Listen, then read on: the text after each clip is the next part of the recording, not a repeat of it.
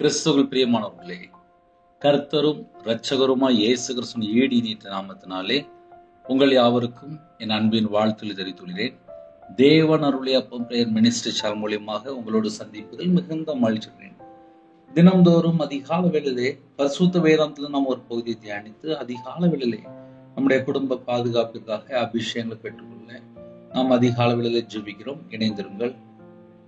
மல்கியா 2ஆம் அதிகாரம் 1-2 ஆகிய வசனங்களிலே, இப்போதும் ஆசாரியர்களே, இந்த கட்டளை உங்களுக்குரியது. நீங்கள் கேளாமலும் என் நாமத்துக்கு மகிமை செலுத்தும்படி இதை சிந்தியாமலும் இருந்தால் நான் உங்களுக்குள்ளே சாபத்தை அனுப்பி உங்கள் ஆசீர்வாதங்களையும் சாபமாக்குவேன். ஆம், நீங்கள் அதை சிந்தியாமற் போனதினால் அவைகளை சபித்தேன் என்று சேனைகளின் கர்த்தர் சொல்கிறார். ஹல்லேலூயா. கிறிஸ்துவுக்குள் பிரியமானவர்களே, 24 மணி நேரமும் கர்த்தருடைய பிள்ளைகள் தேவனை மகிமைப்படுத்த வேண்டும்.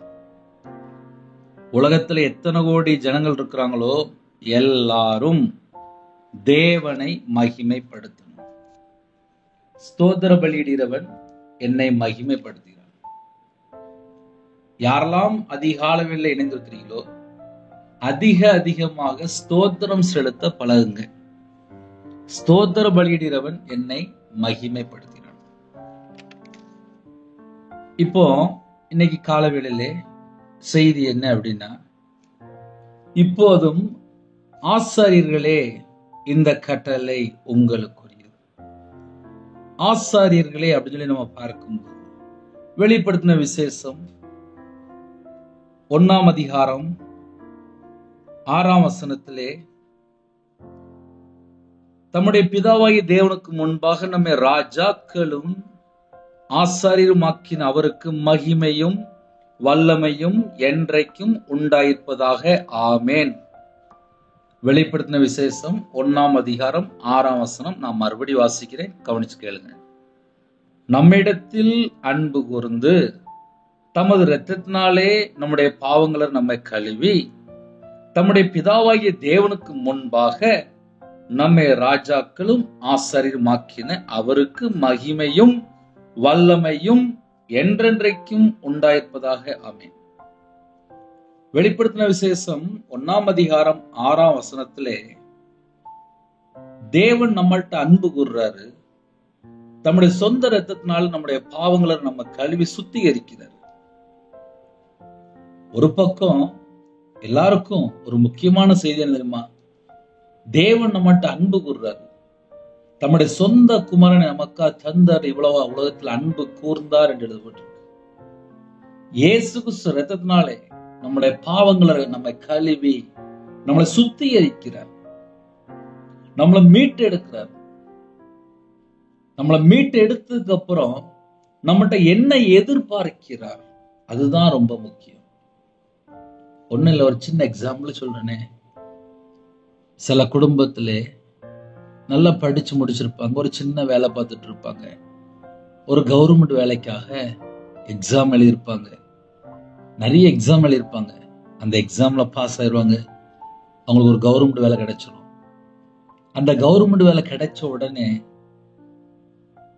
கவர்மெண்ட்ல என்னெல்லாம் ரூல்ஸ் ரெகுலேஷன் இருக்கோ அது எல்லாமே ஃபாலோ பண்ணணும். ஒரு மாசம் முடிச்சாதான் அடுத்த மாசம் சம்பளம். ஆவிக்குரிய வாழ்க்கையிலே நம்ம எப்படி தெரியுமா யோசித்து பார்க்கணும்?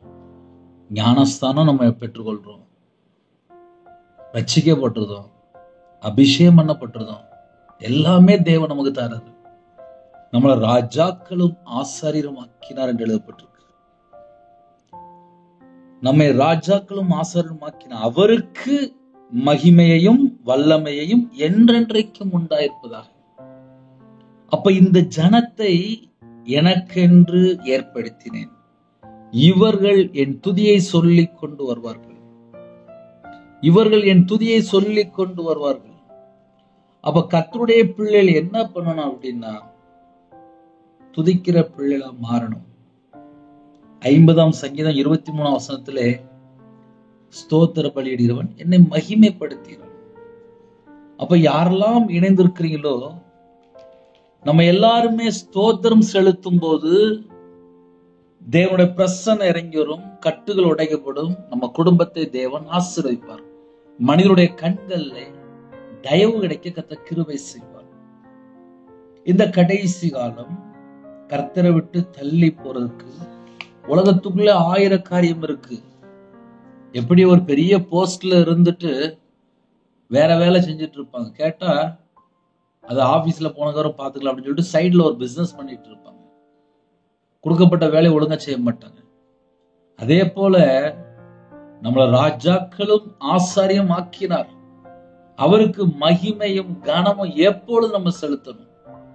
அதுக்காகத்தான் நம்மள ராஜாக்களும் ஆசாரியம் ஆக்கினார். நம்மளை எதுக்காக ராஜாக்களும் ஆசாரியும் ஆக்கினார் அப்படின்னா, அவருக்கு மகிமை வல்லமை என்றைக்கும் நம்ம செலுத்தணுமா, அது நமக்கு கொடுக்கப்பட்ட வேலை. அப்போ மல்கியா 2ஆம் அதிகாரம் 1ஆம் வசனத்துல ஆசாரியர்களே என்று எழுதப்பட்டு, ஆசாரியர்களே அப்படின்னா வெளிப்படுத்தின விசேஷம் 1ஆம் அதிகாரம் 6ஆம் வசனம். அதை நம்ம வாசிக்கும் போது நம்ம யாரு அறிந்து கொள்ள முடியும். எதுக்காக அழைக்கப்பட்டிருக்கோம் அப்படின்னா, ஏசாயா 43ஆம் அதிகாரம் 21ஆம் வசனத்திலே, இந்த ஜனத்தை எனக்கென்று ஏற்படுத்தினேன், இவர்கள் என் துதியை சொல்லிக் கொண்டு வருவார்கள், துதியை சொல்லி வருவார்கள். அப்ப கர்த்தருடைய பிள்ளைகள் ஸ்தோத்திரம் செலுத்துற பிள்ளைகளா இருக்கணும், அவருடைய நாமத்தை துதிக்கிற பிள்ளைகளா இருக்கணும், அவருக்கு மகிமை செலுத்தணும். இதுதான் நமக்கு கொடுக்கப்பட்ட வேலை. யாரெல்லாம் இணைந்திருக்கிறீங்களோ, யாரெல்லாம் ரட்சிக்கப்பட்டிருக்கிறீங்களோ, யாரெல்லாம் இயேசு சொந்த ரட்சகரா ஏற்றுக்கொண்டீங்களோ, யாரெல்லாம் ஆலயத்துக்கு போறீங்களோ, கர்த்தருடைய பிள்ளைகளுக்கு ஒரு முக்கியமான வேலை. 7 நாளும் 24 மணி நேரமும் நமக்கு அந்த கிஃப்ட் கொடுத்திருக்காரு. அந்த கிஃப்ட் என்ன தெரியுமா? இந்த ஜனத்தை எனக்கென்று ஏற்படுத்தினேன், இவர்கள் என் துதியை சொல்லி வருவார்கள். ஸ்தோத்திர பலியிடுவன் என்னை மகிமைப்படுத்துகிறார். அப்ப கர்த்தருடைய பிள்ளைகளுக்கு என்ன வேலை அப்படின்னா, எபிரேயர் 13ஆம் அதிகாரம் 15ஆம் வசனத்திலே, அவருடைய நாமத்தை துதிக்கும் உதடுகளின் கனியாகிய ஸ்தோத்திர பலியை அவர் மூலமாய் எப்போதும் தேவனுக்கு செலுத்த கடவுள். நம்மளை மீட்டெடுக்கப்பட்ட நோக்கம் என்ன அப்படின்னா, அவருடைய நாமத்தை துதிக்கும் உதடுகளின் கனியாகிய ஸ்தோத்திர பலியை அவர் மூலமா எப்போதும் தேவனுக்கு செலுத்த கடவுள். 24 மணி நேரம் நமக்கு கொடுக்கப்பட்ட வேலை என்ன அப்படின்னா, அவருடைய நாமத்தை துதிக்கும் உதடுகளின் கனியாகிய ஸ்தோத்திர பலி இயேசு கிறிஸ்து மூலமாய் எப்போதும் தேவனுக்கு செலுத்த கடவுள். இதுதான் நமக்கு கொடுக்கப்பட்ட வேலை. 4 வசனம் உங்களுக்கு நான் காமிச்சிருக்கேன். ஒருவேளை வீட்டுல டைரி இருந்தா நீங்க எடுத்து எழுதி வைத்துக் கொள்ளலாம். ஏன்னா ஒரு குடும்பம் ஆசீர்வாதமா இருக்கணும் அப்படின்னா இந்த 5 வசனமும் நமக்கு தெரிஞ்சிருக்கணும். மல்கியா 2ஆம் அதிகாரம் 1, 2 ஆகிய வசனங்கள், வெளிப்படுத்தின விசேஷம் 1ஆம் அதிகாரம் 6ஆம் வசனம், ஏசாயா 43ஆம் அதிகாரம் 21ஆம் வசனம், 50ஆம் சங்கீதம் 23ஆம் வசனம், எபிரேயர் 13ஆம் அதிகாரம் 15ஆம் வசனம். மல்கியா 2ஆம் அதிகாரம் 2ஆம் வசனத்திலே, நீங்கள் கேளாமலும் என் நாமத்துக்கு மகிமை செலுத்தும்படி இதை சிந்தியாமலும் இருந்தால், இந்த கடைசி காலம் என்ன பிரச்சனை நடக்கும் அப்படின்னா, அம்மா அப்பா வார்த்தைக்கும் கீழ்ப்படிய மாட்டாங்க, படிக்கிற காலத்துல டீச்சர் வார்த்தைக்கும் கீழ்ப்படிய மாட்டாங்க, காலேஜ் படிக்கிற வயசுல அங்குள்ளவங்களுக்கும் கீழ்ப்படிய மாட்டாங்க, வேலைக்கு போற இடத்துல அங்குள்ளவங்களுக்கும் கீழ்ப்படிய மாட்டாங்க. கீழ்ப்படிந்தால் மட்டும்தான் அடுத்தடுத்த ஸ்டெப் வளர முடியும். அதே நேரத்துல இந்த பூமியில நன்மை இருக்கு, தீமை இருக்கு. தீமையை வெறுக்கணும், நன்மையை பின்பற்றணும், நல்ல காரியம் செய்யணும், நற்கிரியை செய்யணும். தீமை இல்ல பொல்லாப்பு அப்படின்னு தெரிஞ்சிட்டாலே விட்டு விலைக்கு ஓடிடணும். ஏன்னா அந்த கடைசி காலத்துல மனுஷ தந்திரமா வேஷம் போட்டு ஜனங்களை ஏமாத்துறதுக்கு பல மெத்தட்ல கண்ணியை விரிச்சிட்டு இருக்கான். இப்படிப்பட்ட காரியங்களுக்கு நம்ம தப்பிச்சு ஓடணும் அப்படின்னா, நம்ம தேவனுடைய சமூகத்திலே காத்திருந்தால், தரித்திருந்தால், அவருடைய பிரசன்னத்துக்குள்ள இருந்தால், அவருடைய பாதபடியில இருந்தால் நமக்கு ஆசீர்வாதம். அப்ப காலவேளை செய்தி என்ன அப்படின்னா, நீங்கள் கேளாமலும் ஏன்னா இப்ப சில குடும்பத்திலே ஞானஸ்தானம் எடுத்ததை மறந்து போயிருந்தாங்க. வாலிப வயசுல ஒரு சிருஷ்டிகிற நினை என்று எழுதப்பட்டிருக்கு. அதை மறந்துட்டு தேவையில்லாத ஃப்ரெண்ட்ஷிப்பு, தேவையில்லாத நபர்கிட்ட பழகிறது, தேவையில்லாத யார்ட்டையாவது பழகிறது, அதுக்கப்புறம் அவங்களுடைய வாழ்க்கையில அதுவே கன்னியா மாறிடுது. அதுக்கப்புறம் அவங்களுடைய வாழ்க்கையில பெரிய போராட்டம், பெரிய பிரச்சனைகள், மன அழுத்தம், டிப்ரெஷன். இதுக்கெல்லாம் என்ன காரணம் அப்படின்னா, தேவனை மறந்து அவருடைய நாமத்துக்கு மகிமை செலுத்தாமல் இருக்கும் போது வரக்கூடிய பிரச்சனைகள் தான் அதிகமான பிரச்சனை. நீங்கள் கேளாமலும், சில குடும்பத்திலாம் கேட்கவே மாட்டாங்க. இப்போ என்னுடைய வாழ்க்கையில் நான் சொல்ல முடியும், வீட்டுல எல்லாம் எவ்வளவோ ஆலோசனை கொடுத்து பார்த்தாங்க, நான்லாம் கேட்கவே இல்லை. எல்லாம் நஷ்டப்பட்டு அழிஞ்சு போனதுக்கு அப்புறம் தான் கையில பைபிள் எடுத்து வாசித்தேன். எனக்கு ஒரு சின்ன சந்தேகம் உண்டு. நான் தான் சின்ன வயசுல இருந்து சர்ச்சைக்கு போறானே, என்னுடைய வாழ்க்கையில எப்படி நஷ்டம் வந்துச்சு, என்னோட வாழ்க்கையில எப்படி நஷ்டம் வந்துச்சு? இது என்னுடைய சிந்தனையில எப்போதுமே நான் யோசிச்சுட்டே இருப்பேன். ஏன்னா வியாபாரத்துல இருக்கும்போது ஒரு 55 லட்சம் ரூபாய் நஷ்டப்பட்டு, கடன்ல கஷ்டப்பட்டு நடுரோட்டுக்கு வந்துட்டேன். வியாபாரத்துல நஷ்டம், எப்படி நஷ்டம், என்ன காரணம் சொல்லி கையில பைபிள் எடுத்து வாசிக்க ஆரம்பிச்சேன். சின்ன வயசுலயே ஞானஸ்நானம் எடுத்தாச்சு, சர்ச்சில் நற்கர்னே எடுத்தாச்சு, சர்ச்சில் தான் கல்யாணம் முடியுது. ஆனால் என்னோட வாழ்க்கையில நான் மாந்திரீகத்துக்கு பணம் கொடுத்தேன், விக்கிரத்துக்கு பணம் கொடுத்தேன், மனுஷனை நம்பி 13 லட்சம் கொடுத்தேன். 1 ரூபா இல்ல, 2 ரூபா இல்ல, பல வருஷமா கேட்க கேட்க பணம் கொடுத்துக்கிட்டே இருப்பேன். ஞாயிற்றுக்கிழமை பார்த்தா சர்ச்சைக்கு போவேன், ஆனா மற்ற நாள் பார்த்தா மாந்திரீகத்துக்கு, விக்கிரத்துக்கு பணம் கொடுத்துட்டே இருந்தேன். இது என்னுடைய வாழ்க்கையில நடந்த காரியங்கள். அதனால என்ன பிரதர் ஆச்சு அப்படின்னா, ஒரு 1/2 கோடியை காணோம், ஒரு 50 லட்சத்தை காணோம், சொந்த வீடுல வித்து நடுரோட்டுக்கு வந்துட்டேன். அதுக்கு பின்னாடி என்ன இருக்கு, எப்படி நஷ்டம் ஆகுது, எப்படி கடன் வருது, எப்படி ஒரு குடும்பத்துக்குள்ள வியாதி வருது, எப்படி ஒரு குடும்பத்துல தண்டனை வருது, ஏன் ஒரு மனுஷன் கஷ்டப்படுறான், ஏன் ஒரு மனுஷனுக்கு நிம்மதி இல்லை அப்படி சொல்லி கையில பைபிள் எடுத்து வாசித்து பார்த்தா, நீங்கள் கேளாமலும் என் நாமத்துக்கு மகிமை செலுத்தும்படி இதை சிந்தியாமலும் இருந்தால், சர்ச்சுக்கு போற பையன்தான், ஞானஸ்தானம் எடுத்த பையன்தான், நற்கர்ணம் எடுக்கிற பையன்தான், ஞாயிற்றுக்கிழமை சர்ச்சில் இருக்கிற பையன்தான், சர்ச்சில் தான் கல்யாணம் முடிஞ்சது. ஆனா ரவிராஜ் மாந்திரீகத்துக்கு போய், விக்கிரத்துக்கு போய் லட்ச லட்சமா கொடுத்தேன். தேவன் சும்மா விடுவாரா? தூரத்துக்கு வீசிட்டார். சாபம். என்னோட வாழ்க்கையில சாபம் எப்படி வந்துச்சு, நான் எப்படி கர்த்தரை விட்டு தள்ளி போன சொல்லி பார்க்கும்போது, மனுஷனுடைய சத்தத்துக்கு எப்பமெல்லாம் செவி கொடுக்கிறோமோ அந்த நேரத்துல நம்மளோட வாழ்க்கையில பல லட்சங்கள் நஷ்டம் வரும். மனுஷன் 1000 ஐடியா கொடுப்பான்ப்பா. நான் வியாபாரத்துல இருக்கும்போது ஒரு கண்ணாடி கிளாஸ்ல தண்ணி ஊத்தி எலுமிச்சப்பழம் போட்டு வச்சிருப்பேன். கிட்டத்தட்ட ஒரு 10 வருஷம் வச்சிருப்பேன். இந்த பொம்மை வச்சா அவனுக்கு நிறைய பணம் வரும் அப்படின்னாங்க. அந்த பொம்மையை நான் வாங்கி வச்சுக்கிட்டேன். கத்தாழை தொங்குட்டா உனக்கு நல்லா இருக்கும் அப்படின்னாங்க. உடனே கத்தாழை தொங்குட்டுட்டேன். யாரெல்லாம் மனுஷன் என்னெல்லாம் சொல்றானோ எல்லாருடைய சத்தத்தையும் கேட்டேன். ஜாதகம் பார்க்கணுங்க, அதையும் போய் பார்த்தேன். எல்லாம் பார்த்து நடுரோட்டுக்கு வந்து நின்னேன். அப்ப ஏன் நடுரோட்டுக்கு வந்தேன் அப்படி சொல்லி கையில பைபிள் எடுத்து வாசித்து பார்த்தா தெரியுது. நீங்கள் கேளாமலும் என் நாமத்துக்கு மகிமை செலுத்தும்படி இதை சிந்தியாமலும் இருந்தால், சில குடும்பத்திலே தேவனோட நாமத்துக்கு மகிமை செலுத்தணும் சொல்லி அவங்களுக்கு தெரியாது. ஞாயிற்றுக்கிழமை சர்ச்சுக்கு போவாங்க. ஒரு 1 மணி நேரம், 1.5 மணி நேரம், 2 மணி நேரம் சர்ச்சில் உட்கார்ந்து இருப்பாங்க. அந்த நேரத்துல பாட்டு படிச்சு ஜெபம் பண்ணுவாங்க. அந்த நேரத்துல சர்ச்சில் கையில பைபிள் வச்சிருப்பாங்க, மேய்ப்பன்னு சொல்றத கேட்பாங்க. ஆனா மற்ற 6 நாள் வீட்டுல பார்த்தா படம் பார்ப்பாங்க, நாடகம் பார்ப்பாங்க, இஷ்டம் போல இருப்பாங்க, இஷ்டம் போல வாழ்க்கையில எங்கேயோ போயிட்டு இருப்பாங்க.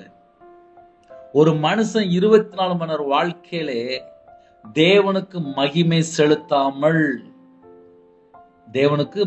செலுத்தாமல் இதை சிந்தியாமலும் இருந்தால், நான் உங்களுக்குள்ளே சாபத்தை அனுப்பி. இப்ப நம்ம எதை சிந்திக்கணுமா? சில குடும்பத்துல சொத்து சேர்க்கறதுக்கு ரொம்ப சிந்திப்பாங்க, நகை வாங்குறதுக்கு ரொம்ப சிந்திப்பாங்க. சில குடும்பத்துல பிள்ளைகளை கல்யாணம் முடிச்சு கொடுன்னு சொல்லி ரொம்ப சிந்திப்பாங்க. சில குடும்பத்துல என் புருஷன் நல்லா இருக்குன்னு சொல்லி சிந்திப்பாங்க. சில குடும்பத்துல வியாபாரத்தை எப்போதுமே சிந்திச்சுட்டே இருப்பாங்க. சில குடும்பத்துல வேலை மட்டுமே சிந்திச்சுட்டே இருப்பாங்க. சில குடும்பத்துல குடும்பம் மட்டும்தான் அவங்களுக்கு தெரியும், வேற எதுவுமே சிந்திக்கவே மாட்டாங்க. அடுத்த குடும்பம் எப்படி போனா பரவாயில்ல, நான் மட்டும் நல்லா இருக்கும், நான் மட்டும் நல்லா இருக்குன்னு சொல்லி சிந்திப்பாங்க. அது அந்த குடும்பத்தோட கேரக்டர். ஆனா வேதம் சொல்கிறது, நீங்கள் கேளாமலும் என் நாமத்துக்கு மகிமை செலுத்தும்படி இதை சிந்தியாமலும் இருந்தால், அவருடைய நாமத்தை நாம் மகிமைப்படுத்தும் போது நம்ம குடும்பம் ஆசீர்வாதம். சிம்பிளா, ஏன்னா ஃபர்ஸ்ட் புரியணும்ல. இப்ப சில குடும்பத்திலே புதுசா இணைந்திருப்பாங்க, ஆவிக்குரிய வாழ்க்கையில் ஆசீர்வாதத்தை பெற்றுக்கொள்ளணும் அப்படின்னா என்ன செய்யணும்? நிறைய யோசித்து பாருங்களேன். காலையில ஸ்கூலுக்கு போற பிள்ளைகள் ஸ்கூலுக்கு போனோடனே குட் மார்னிங் அப்படிம்பாங்க, ஃபர்ஸ்ட் வார்த்தை. ஆபீஸ் போனா குட் மார்னிங் சார் அப்படிம்பாங்க, ஒவ்வொரு இடத்துல வணக்கம் அப்படிம்பாங்க. ஆவிக்குரிய வாழ்க்கையிலே நம்ம முதல் ஸ்டெப் என்ன தெரியுமா? நம்மள்ட்ட அன்பு கூர்ந்து தம்முடைய சொந்த ரத்தத்தினால் நம்மளை கழுவி சுத்திகரித்திருக்கிறார். அவருக்கு நம்ம தூங்கி எந்திரிச்சோன்னா ஸ்தோத்திரம்பா, இந்த நாள்ல எனக்கு உயிர் பிச்சை போட்டிருக்கீங்கப்பா, ஸ்தோத்திரம்பா, உங்க ஜீவனை தந்திருக்கீங்க, ஸ்தோத்திரம்பா, காலைல தூங்கி எந்திரிச்சிட்டேன், ஸ்தோத்திரம்பா, இன்னைக்குள்ள நாளை ஆசீர்வதிங்க, ஸ்தோத்திரம்பா, என் கூட இருங்கப்பா, என்னை பாதுகாத்து கொள்ளுங்கப்பா, என் குடும்பத்தை பாதுகாத்து கொள்ளுங்கப்பா, எனக்குள்ள எல்லாவற்றையும் நான் உங்க கரத்துல அர்ப்பணிங்க, என்னை ஆசீர்வதிங்கப்பா. தேவனுடைய நாமத்துக்கு மகிமை செலுத்தினால் நம்ம குடும்பம் ஆசீர்வாதம். சில குடும்பத்துல என்ன பண்ணுவாங்க அப்படின்னா, நாளா வியாபாரத்துல இருக்கும்போது காலையில தூங்கி எந்திரிச்ச உடனே ஒரு 10 நிமிஷம் 20 நிமிஷத்துக்குள்ள நேரா கிளம்பி போயிடும் வியாபாரத்துக்கு. 6 மணி 5 மணிக்கெல்லாம் கிளம்பி போயிடும். கையில பைபிள் எடுத்து வாசிக்க மாட்டேன், முழங்கால் நின்று ஜெபம் பண்ண மாட்டேன், தேவனை தேட மாட்டேன், தேவனுக்கு நன்றி சொல்ல மாட்டேன். எனக்கு தெரியாது. வியாபாரத்துல இருக்கும்போது வியாபாரம் மட்டும்தான் தெரியும். காலைல தூங்கி எழுந்த உடனே நேரம் அப்படியே கிளம்பி போயிடுவேன். ஆனா வியாபாரத்துல கஷ்டப்பட்டதுக்கு அப்புறம், நடு ரோட்ல வந்ததுக்கு அப்புறம், தூங்கி எந்திரிச்ச உடனே முதல்ல கையில பைபிள் எடுத்து வாசிக்க ஆரம்பிச்சேன், ஜெபம் பண்ண ஆரம்பிச்சேன், தேவனை தேட ஆரம்பிச்சேன். எப்போ? நஷ்டப்பட்டதுக்கு அப்புறம். இன்னைக்கு பார்த்தா தேவன் என்னை ஆசீர்வதிச்சிருக்கார். காரணம் என்ன சொல்லி பார்க்கும்போது, முதலாவது என்னோட ராஜ்யத்தையும் அவருடைய நீதியும் தேடுங்கள், அப்பொழுது இவைகள் எல்லாம் உங்களுக்கு கூட கொடுக்கப்படும். ஒரு குடும்பம் ஆசீர்வாதமா இருக்கணும் அப்படின்னா முதல் பாயிண்ட் என்ன அப்படின்னா, முதலாவது மத்தேயு சுவிசேஷம் 6ஆம் அதிகாரம் 33 எழுதப்பட்டு, முதலாவது என்னோட ராஜ்யத்தையும் அவருடைய நீதியையும் தேடுங்கள், அப்பொழுது இவைகள் எல்லாம் உங்களுக்கு கூட கொடுக்கப்படும். நம்ம குடும்பம் ஆசீர்வாதமா இருக்கணும் அப்படின்னா முதலாவது தேவனோட ராஜ்யத்தையும் அவருடைய நீதியையும் தேடுங்கள். நம்ம எதை தேடணுமா? தேவனோட ராஜ்யத்தை தேடணுமா, நீதியை தேடணுமா? அப்போ கர்த்தருடைய பிள்ளைகள் நீதியை தேடினால், தேவனோட ராஜ்யத்தை தேடினால் அந்த குடும்பம் ஆசீர்வதிக்கப்படும். இதுதான் ஃபார்முலா. இன்னைக்கு உள்ள செய்தியில ஃபார்முலா என்ன அப்படின்னா, மத்தேயு சுவிசேஷம் 6ஆம் அதிகாரம் 33 காலைல தூங்கி எழுந்தோடனே தேவனை தேடாம இருக்கிற இடத்துல தேவனோட நாமத்தை மகிமைப்படுத்தாம அந்த ஆளு பேசாம இஷ்டம் போல கிளம்பி போயாச்சு அப்படின்னா தேவன் பார்ப்பார், நான் தானே உன்னை உருவாக்கியிருக்கேன், நீ என்னைய மறந்துட்டு எந்த நாட்டுக்குள்ள போற, எந்த இடத்துக்குள்ள போற? நம்ம குடும்பத்தை முதல்ல தேவன் ஆசீர்வதிச்சா மட்டும்தான் நம்ம வாழ்க்கை நல்லா இருக்கும். நம்ம எப்பமெல்லாம் கர்த்தரை விட்டு தள்ளி போறோமோ அப்பமெல்லாம் வீட்டுல பிரச்சனை வந்துடும். என் வாழ்க்கையில நாளா நல்லா பார்த்திருக்கேன், நான் நிறைய அனுபவிச்சிருக்கேன். என் வாழ்க்கையில எப்பமெல்லாம் கஷ்டம் வருதோ நான் இடதுமா யோசிச்சு பார்ப்பேன், நான் எங்க மிஸ்டேக்கா இருக்கேன், என் வாழ்க்கையில ஒரு சின்ன பிரச்சனை, நான் எங்க தப்பா இருக்கேன், ரவிராஜ் எங்க மிஸ்டேக்கா இருக்கான், என் வாழ்க்கையில எங்கெல்லாம் குறையா இருக்கு, நான் கர்த்தரை விட்டு எங்க தள்ளி போனேன், முதல்ல செக் பண்ண ஆரம்பிச்சிருவேன். கர்த்தருடைய பிள்ளைகள் இணைந்திருக்கிறீங்களா? ஆசீர்வாதமா இருக்கணுமா? குடும்பம் சந்தோஷமா இருக்கணுமா? காலைல தூங்கி எந்திரிச்ச உடனே இருக்கிற இடத்துல முழங்கால் போட்டுருங்க, அப்பா உங்க பிள்ளை வந்துருக்கப்பா, நீ ஆசீர்வதிங்கப்பா, ஆசீர்வதிங்கப்பா. இருக்கிற இடத்துல முழங்கால் போட்டு தேவனை தேட ஆரம்பிச்சு கண்டிப்பா குடும்பத்தை ஆசீர்வதிப்பார். காலைல தூங்கி எந்திரிச்ச உடனே லைட்டா முகத்தை கழுவிட்டு லைட்டா ரெடி ஆயிட்டு காலைல பேசாம முழங்கால் போட்டு ஜெபம் பண்ணிட்டு கையில பைபிள் எடுத்து வாசி, குடும்ப ஆசீர்வாதமா இருக்கும். ஏன்னா சில குடும்பத்துக்கு கால வேளையில பிரதர் என் குடும்பம் ஆசீர்வாதமா இருக்கணும், தேவன் ஆசீர்வதிப்பார். தேவனை தேடுறீங்களா? தேடுற அனுபவம் இருக்கா? பிள்ளைகளுடைய வாழ்க்கையில ஆசீர்வாதமா இருக்கணுமா? பிள்ளைகள் தேடணும். பிள்ளைகள் தேடினா மட்டும்தான் ஆசீர்வாதமா இருக்கும். ஒரு குடும்பத்துல ஒரு வாலிப பிள்ளை ரொம்ப கஷ்டப்பட்டா. அப்ப அந்த வாலிப மகள் ஏன் ரொம்ப கஷ்டப்பட்டான்னு சொல்லி கொஞ்சம் ஆழமா போய் யோசித்து பார்க்கும்போது, கையில பைபிளை எடுத்து வாசிக்க மாட்டான். கையில பைபிள் வாசிக்கிற பழக்கமே இல்லை. 24 மணி நேரமும் செல்போன் தான். அந்த வாலிப மகளுடைய வாழ்க்கையில எவ்வளவோ பிரச்சனை, கண்ணீர் கண்ணீர் கண்ணீர், கடன் பிரச்சனை. அவளுடைய வாழ்க்கையில அவளுக்கு சமாதானமே இருக்காது. இஷ்டம் போல இருப்பா. என்னன்னு சொல்லி பார்க்கும்போது பெற்றோருக்கு கீழ்ப்படிய மாட்டா, வசனத்துக்கு கீழ்ப்படிய மாட்டா, கையில பைபிள் எடுத்து வாசிக்க மாட்டா. ஒரு குடும்பம் ஏன் கஷ்டப்பட்டுச்சு அப்படின்னு சொல்லி ரொம்ப ஆழமா போய் பார்க்கும்போது, தேவனை விட்டு தள்ளி போற குடும்பத்துக்குள்ளே ஆசீர்வாதம் இருக்காது. ஆசீர்வாதம் இருக்காது. ஒவ்வொரு குடும்பமும் ஆசீர்வாதம் சொல்லி ரொம்ப ஆசைப்படுவீங்க. 24 மணி நேரம் வாழ்க்கையில இயேசு கிறிஸ்துவை எப்படி தேடுகிறோம்? பிள்ளைகள் பார்த்தா கையில பைபிள் எடுத்து வாசிக்க, தூங்கி எந்திரிச்சோன்னா செல்போன் பார்க்க ஆரம்பிச்சோம். சாயங்காலம் ஸ்கூலுக்கு போயிட்டு வரும், காலேஜ் போயிட்டு வரும், வேலைக்கு போயிட்டு வருவாங்க, வந்தோடனே செல்போன். ஏன் பிறக்கும்போது செல்போன்லயே பிறந்தாங்க? கிடையாது. சின்ன பிள்ளைகள் 1 வயசு 2 வயசு 6 மாச பிள்ளைகள்லாம் கையில செல்போன். கண்ணு கெட்டு போயிரும். கையில பைபிள் எடுத்தா வாழ்க்கை நல்லா இருக்கும், கண்ணு வெளிச்சமா இருக்கும், உடம்புலாம் முகம் எல்லாமே சரீரம் ஃபுல்லா வெளிச்சமா இருக்கும். ஆனா அந்த செல்போனை மட்டும் ஒரு மனுஷன் கையில எடுத்தான்னா முகத்தோட வெளிச்சமே போயிடும், வாழ்க்கையோட வெளிச்சமே போயிடும். ஏன்னா செல்போன் அவ்வளவு கதிர்வீச்சு. 1 மணி நேரம் 2 மணி நேரம் பார்த்தாச்சுன்னா அவர் அப்படியே கண்ணு அப்படியே டிம் ஆயிரும். நிறைய குடும்பத்தை சின்ன சின்ன பிள்ளைகள்லாம் கண்ணாடி போட ஆரம்பிச்சிட்டு. முதலாவது என்னோட ராஜ்யத்தையும் அவருடைய நீதியும் தேடுங்கள், அப்பொழுது இவைகளெல்லாம் உங்களுக்கு கூட கொடுக்கப்படும். நீங்கள் கேளாமலும் என் நாமத்துக்கு மகிமை செலுத்தும்படி இதை சிந்தியாமலும்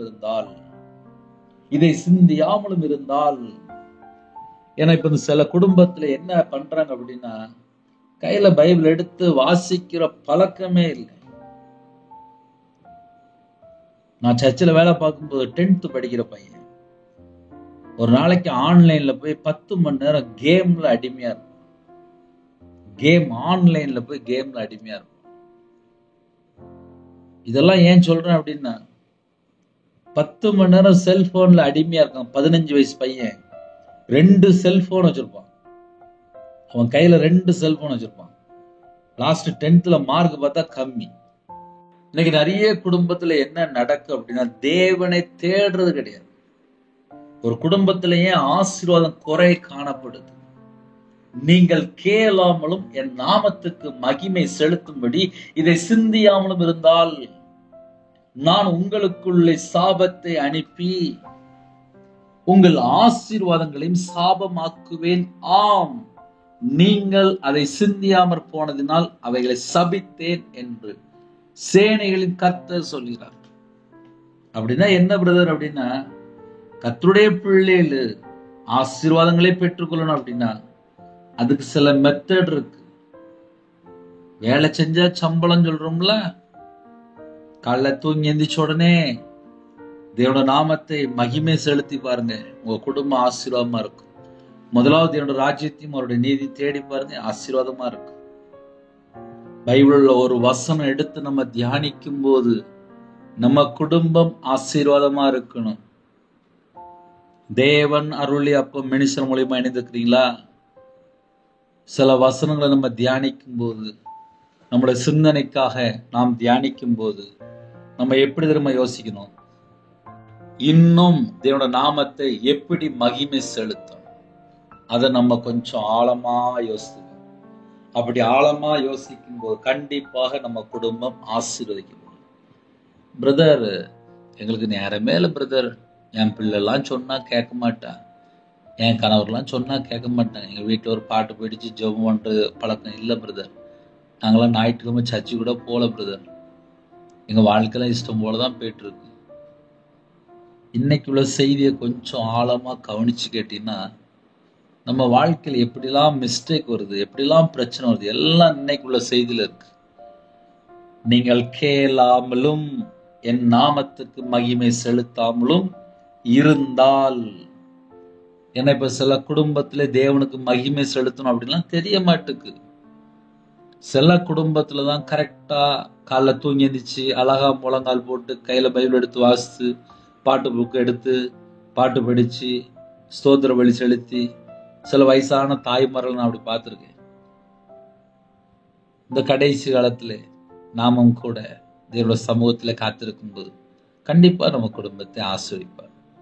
அதனால இன்னைக்குள்ள செய்தி என்ன பிரதர் அப்படின்னா, ஒரு குடும்பம் ஆசீர்வாதமா இருக்கணும் அப்படின்னா கர்த்தருடைய நாமத்தை மகிமைப்படுத்தணும். கர்த்தருடைய நாமத்தை மகிமைப்படுத்தும் போதுதான் குடும்பம் ஆசீர்வாதமா இருக்கும். இந்த ஜனத்தை எனக்கென்று ஏற்படுத்தினேன், இவர்கள் என் துதியை சொல்லி கொண்டு வருவார்கள். துதியை சொல்லி வருவார்கள் அப்படின்னா நமக்கு என்னெல்லாம் நன்மை செஞ்சிருக்காரு அதெல்லாம் நம்ம சொல்லணும். என் பாவத்தை மன்னிச்சிட்டீங்களேப்பா, உமக்கு ஸ்தோத்திரம்ப்பா. உங்க ரத்தத்தினால கழுவி சுத்திகரித்தீங்களே, உமக்கு ஸ்தோத்திரம்ப்பா. நமக்கு வாழ்க்கையில என்னெல்லாம் நன்மை நடந்துச்சு, தேவன் எப்படிலாம் நமக்கு உயிர் பிச்சை போட்டிருக்காரு, எப்படிலாம் காப்பாத்துறாரு, எப்படிலாம் பாதுகாக்கிறாரு, அதை நம்ம வாயை திறந்து சொன்னாலே போதுமே. ஏன்னா என் வாழ்க்கையிலலாம் நானும் கர்த்தரை விட்டு தள்ளி போய் வாழ்ந்த ஒரு நபர். கையில பைபிள் எடுத்து வாசம் தெரியுது, விக்கிரகம்னு ஒண்ணு இருக்கு, மாந்திரிகம் சொல்லி ஒண்ணு இருக்கு, வேதத்தை விட்டு விலகினா துன்மார்க்கம் சொல்லி எழுதப்பட்டிருக்கு, பொல்லாப்புன்னு சொல்லி ஒண்ணு இருக்கு. இதெல்லாம் கையில பைபிள் எடுத்து வாசிக்கிறதுக்கு அப்புறம் தான் கண்டுபிடிச்சேன். அதுக்கு முன்னாடி பார்த்தா இஷ்டம் போல வாழ்ந்தாச்சு. அதனால காலவெளியில இணைந்திருக்க பெருசு கிடையாது. இன்னைக்கு உள்ள செய்தியை நிறைய குடும்பத்துல ஆழமா கவனிச்சிருப்பீங்க. குடும்ப ஆசீர்வாதமா இருக்குன்னா இதுதான் ஃபார்முலா. முதலாவது தேவனுடைய ராஜ்யத்தையும் அவருடைய நீதி தேடுங்கள். தூங்கி எந்திரிச்சிட்டீங்களா, தேவனை துதிங்க, மகிமைப்படுத்துங்க. கண்டிப்பா கர்த்தர் குடும்பத்தை ஆசீர்வதிப்பார். துதிக்கிற பிள்ளைகளா இருக்கணும், அவருடைய நாமத்தை மகிமை செலுத்தணும், ஸ்தோத்திர பலி செலுத்தணும். நம்ம வாழ்க்கையில எந்த அளவுக்கு நம்ம ஸ்தோத்திரம் செலுத்துறோமோ அந்த அளவுக்கு நம்ம தேவனுடைய நாமத்தை மகிமைப்படுத்தி கொண்டிருக்கிறோம். சில குடும்பத்திலே பிரதர் நாங்க அப்படிலாம் செய்யல பிரதர் அப்படின்னா, உங்களுக்கும் பைபிள் ஒரு வசனம் இருக்கு. ரோமர் 1:21 அவர்கள் தேவனை அறிந்தும் அவரை தேவன் என்று மகிமைப்படுத்தாமலும் ஸ்தோத்தரியாமலும் இருந்து தங்கள் சிந்தனைகளினாலே வீணரானார்கள். உணர்வில்லாத அவருடைய இருதயம் இருளடைந்தது. அப்படின்னா என்ன அர்த்தம் அப்படின்னா, தேவனை அறிந்தும் தேவன் ஒருவர் இருக்கிறார் அப்படின்னு தெரியும், தேவனை அறிந்தும் அவரை தேவன் என்று மகிமைப்படுத்தாமலும். இப்ப சில குடும்பத்துல மகிமைப்படுத்தாம இருப்பாங்க, ஸ்தோத்திர பலி செலுத்தாம இருப்பாங்க. தங்கள் சிந்தனைகளினாலே வீணரானார்கள். சிந்தனை என்ன ஆயிரும் அப்படின்னா வீணாயிருமா, சிந்தனை கெட்டு போயிடும். அதுக்கப்புறம் உணர்வில்லாத அவர்களுடைய இருதயம் இருளடைந்தது. இருதயத்துக்குள்ள இருளாச்சு அப்படின்னா பிசாசு அந்த இடத்துக்கு என்ட்ராயிரும். ஒரு மனுஷனுக்கு உணர்வு இல்லாம இஷ்டம் போல வாழ்ந்தால் அவங்களோட இருதயத்துக்குள்ள பிசாசு உள்ள என்ட்ராயிரும். அதனால நம்ம இருதயத்தை பாதுகாத்து கொள்றது நம்ம கையில தான் இருக்கு. அப்ப இன்னைக்குள்ள செய்தி என்னன்னா, நம்ம எல்லாரும் ராஜாக்கள் ஆசாரியமாக்கினார். கர்த்தருடைய பிள்ளைகள் ஆசீர்வாதத்தை பெற்றுக்கொள்ளணும் அப்படின்னா முதலாவது தேவனுடைய ராஜ்யத்தையும் அவருடைய நீதியும் தேடுங்கள், அப்பொழுது இவைகள் எல்லாம் உங்களுக்கு கூட கொடுக்கப்படும். அப்ப அதிகமா வேணும், எனக்கு அதிகமான ஆசீர்வாதம் வேணும் அப்படின்னா தேவனை தேடுறதுல மட்டும் நம்ம அழகா ஒரு பிளான் பண்ணுங்க. உங்க குடும்பம் கண்டிப்பா ஆசீர்வாதமா இருக்கும். ஒரு நாளைக்கு 24 மணி நேரம் இருக்கு. 2 மணி நேரம் 40 நிமிஷம் தேவனுடைய சமூகத்துல காத்திருங்க. அந்த 2 மணி நேரம் 40 நிமிஷமும் தேவனுக்கு மகிமை செலுத்தணும். ஜெபிக்கிற பிள்ளைகளா இருக்கணும், வேதத்தை தியானிக்கிற பிள்ளைகளா இருக்கணும், கையில பைபிள் எடுக்கணும். அதுதான் முக்கியமான பாயிண்ட். சில வீட்டுல பைபிள கையில இல்ல, யார்ட்டையாவது சொல்லியாவது பைபிள் வாங்குங்க. பைபிள் வாங்கி கையில பைபிள் எடுத்து வாசிங்க. சில குடும்பத்துல வீட்டுல நான் மட்டும்தான் பிரதர் ரட்சிக்கப்பட்டிருக்கேன், ரகசியமா தேடுறேன் கூட நீங்க சொல்லலாம். கையில பைபிள் எடுத்து வாசித்தது ஆவிக்குரிய வாழ்க்கையில வளர்றதுக்கு நிறைய காரியங்கள் ஆவியான உங்களுக்கு உதவி செய்வாங்க. ஹல்லேலூயா. புதிய நாளுக்காக ஜெபிப்போமா? கண்களை மூடி நாம் ஜெபம் செய்வோம். அன்பின் கர்த்தாவே, நன்றியோடு துதிக்கிற சுதிரம்பா. புதிய நாளுக்கான சில கிருபைக்காக நன்றிப்பா. கேட்ட சத்தியத்தின்படி ஸ்தோத்திர பலி செலுத்துகிற பிள்ளைகளா இருக்கணும்ப்பா. உங்க நாமத்தை மகிமை செலுத்துகிற பிள்ளைகளா இருக்கணும்ப்பா. எப்பொழுதும் துதிக்கிற பிள்ளைகளா இருக்கணும்ப்பா. அந்த கிருபை உங்க பிள்ளைகளுக்கு தாங்கப்பா. இந்த நாளிலும் அந்த அபிஷேகத்தை அப்பா கட்டு விழுத்து விடுங்க. உங்க நாமம் மகிமைப்படட்டும். இந்த நாளைக்கான கிருபைக்கான நன்றி. பிதா குமாரன் பரிசுத்த நாமத்துல ஒவ்வொரு குடும்பத்தையும் வேலை அடைத்து மூடி மறைத்து பாதுகாத்துங்க. உங்களோட ரத்த கொட்டைகளை வேலை அடைப்பா. இந்த நாளைகளுக்கு ஆசீர்வதித்தாங்க. சிறு பிள்ளைகள் முதல் கொண்டு முதியோர் எல்லாரையும் உங்களுடைய ஜீவனுக்கு அர்ப்பணிக்கணும். பிறந்த நாள் கொண்டாடுறாங்க, திருமண நாள் கொண்டாடுறாங்க. கர்த்தர் கறந்தொட்டு ஆசிரிங்க. அவங்களோட அப்பத்தையும் தண்ணீர் ஆசிரிங்க, அவங்களோட கையின் கீழ் ஆசிரிங்க. அவங்களோட ஜீவனுக்கு என்ன வேணும் எல்லாவற்றையும் தந்து ஆசிரிங்க. அபிஷேகத்தை பெற்று காலவில் ஜெபிக்கிறாப்பா. ஒவ்வொரு குடும்பத்தையும் அபிஷேகத்தால் நிரப்புங்க, கனிகளினால் நிரப்புங்க, ஆவிக்குரிய வரங்கள் நிரப்புங்க, ஆவிக்குரிய கனிகளால் நிரப்புங்க. எல்லா குடும்பமும் ஆசிரியப்பட்டு கர்ப்பத்திலேயே ஜெபிக்கிறேன். கர்த்தரே கூட இருங்க, ஆசீர்வதிங்க. அவங்களோட வம்சத்தை பழகி பெருக பண்ணுங்க. மாசமா இருக்காங்க, கர்த்தர் ஆசீர்வதித்த கிருபைக்காக நன்றி. டெலிவரி போறாங்க, கர்த்தர் கூட இருங்க. நார்மல் டெலிவரி ஆகிட்டாங்க. பிள்ளையோட வாழ்க்கையில வயசு அதிகமாகி போகுது, ஏற்ற துணையை தாங்க. சில குடும்பத்துல சிறு பிள்ளை முதல் கொண்டு முதியோரை ஜெபிக்கிறாங்கப்பா. அவங்களோட வாழ்க்கையில என்னென்ன தேவை இருக்கு, எந்தெந்த வயசுல எந்தெந்த சூழ்நிலை உபத்திரத்தோடு ஜெபிக்கிறாங்களோ அந்த உபத்திரத்தை மாற்றித்தாங்க. கடல்ல கஷ்டப்படுறாங்க, கடன் பிரச்சனைக்கு ஒரு முடிவு கொண்டு வந்துருங்க. போதும்பா, பட்ட உபத்திரங்கள் போதும். மாந்திரியத்துல, விக்கிரத்துல, பிள்ளி சுனியத்துல, ஏவல்ல கட்டப்படுக்குங்க. அந்த குடும்பங்கள் எந்தெந்த காரியத்துல கட்டப்படுங்க, அந்த எல்லா செத்த கிரிகளும் இயேசு கிறிஸ்து ரத்தத்தினாலே, இயேசு கிறிஸ்து நாமத்தை சுட்டி அறிக்கப்படட்டும். ஒவ்வொரு குடும்பமும் இயேசு கிறிஸ்து ரத்தத்தினாலே நாமத்தை சுட்டி அறிக்கப்படட்டும். எந்தெந்த வீட்டுக்கு எந்தெந்த ஆவியில் கிரியை செய்து கொடுக்கும் அந்த எல்லா துர்க்கிரியல் எல்லாம், விக்கிரத்தினுடைய கிரியை, மாந்திரிக கிரியை, பிள்ளி சுனி கிரியை, சர்ப்பத்தினுடைய கிரியை, எல்லா கிரியை சுட்டி அறிக்கப்பட்டு இயேசு கிறிஸ்து நாமத்தை சுட்டி அறிக்கப்பட்டு கர்த்தருடைய கரத்திலே ஒவ்வொரு குடும்பத்தையும் அர்ப்பணிக்கிறோம். பிதா குமாரன் பரிசுத்த நாமத்துல முத்திரை போடுங்க. தேவனர்களே அப்ப மினிஸ்டர்ல கர்த்தர் ஆசீர்வதிங்க. கால வெளியில எந்தெந்த தேசத்துக்குள்ள வெளியில புறப்படுறாங்களோ எல்லாரையும் இயேசு கிறிஸ்து ராஜாவுடைய பாதத்தில் அர்ப்பணிக்கிறோம். உங்க கரத்திலே ஒவ்வொரு குடும்பத்தையும் அர்ப்பணிக்கிறோம். டிரைவிங் லைன்ல போறாங்க, வேலைக்கு போறாங்க, வியாபாரத்துக்கு போறாங்க, கம்பெனிக்கு போறாங்க, பல நாட்டுக்குள்ள ஜெபிக்கிறாங்க. எல்லாரையும் உங்களுடைய பாதத்தில் அர்ப்பணிக்கிறோம். உங்க பிள்ளையோட கர்த்தர் புறப்படுவாங்க. அவங்களுடைய இதயத்தினுடைய பாரத்தை எல்லாம் கர்த்தர் நீக்கி போட்டு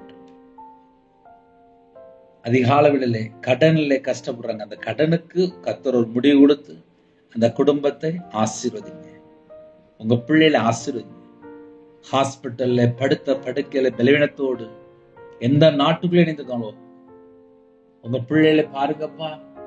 உங்களுடைய தலைமுறை கரத்தினால தொட்டு சுகமாக்கித்தாங்கப்பா. தொட்டு சுகமாக்கித்தாங்க. உங்களுடைய தலைமுறை கரத்தினால தொட்டு சுகமாக்கித்தாங்க. தொட்டு சுகமாக்கித்தாங்க. பரிபூர்ணமான சுகம் உண்டாகட்டும். இயேசு கிறிஸ்து நாமத்துல பரிபூர்ணமான சுகம் உண்டாகட்டும். கர்த்தருடைய கரத்துல அப்படி கர்த்தர் பொறுப்படுத்துங்க. இந்த நாளைக்கான கிருபைக்கு 1000 மடங்கு உங்களுக்கு நன்றி செலுத்துறோம். எல்லா குடும்பத்தையும் கர்த்தர் பல மடங்கு ஆசீர்வதிங்க. வேலைக்கா ஜெபிக்கிறாங்கப்பா. உங்க பிள்ளைகளுடைய மன விருப்பத்தை நிறைவேற்றித்தாங்க.